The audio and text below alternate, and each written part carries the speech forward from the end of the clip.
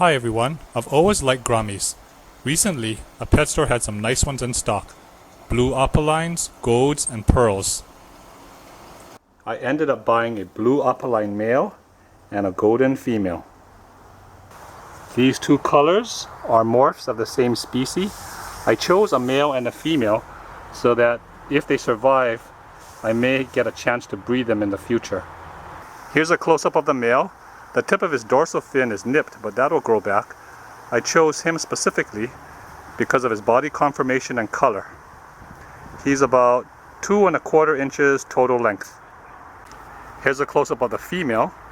Her right ventral fin, which in gouramis is modified into a feeler, is nipped, but that'll grow back. I chose her also because of her body conformation and color. So let's release these fish into the quarantine tub. I'll use separate tubs in case they start to beat up on each other.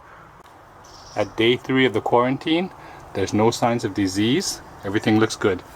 I do a 100% water change of my quarantine tubs. After a full week with no signs of disease, I'm confident that my new gouramis are healthy, so I place them into a tub with water lilies and guppies. At first, my guppies were fearful of the gouramis, and it took several days before they relaxed. In the weeks to come, I find that gouramis spend most of their day lurking under the water lily pads, and I need to feed them in order to see them. Also, within the week, the male started bullying the female rather intensely, so much so that I had to raise them in separate tubs ever since. In contrast, some friends of mine keep gouramis in a glass aquarium, and it's easy to see their fish. And to keep peace in the tank, they purchased all females.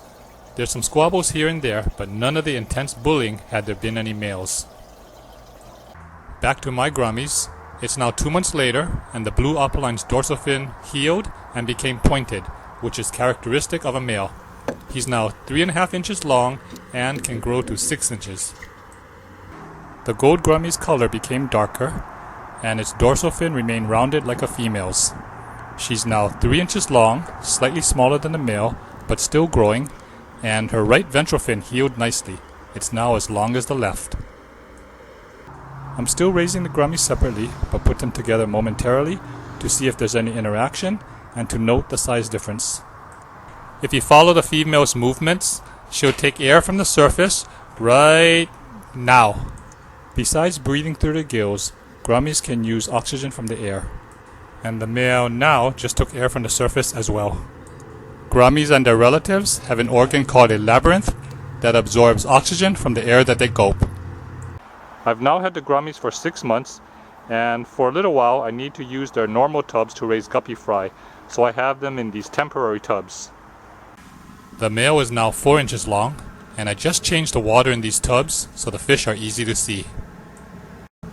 The female is now 3½ inches long, and I'm also using her tub to house an 8-month-old female sunset microwave guppy.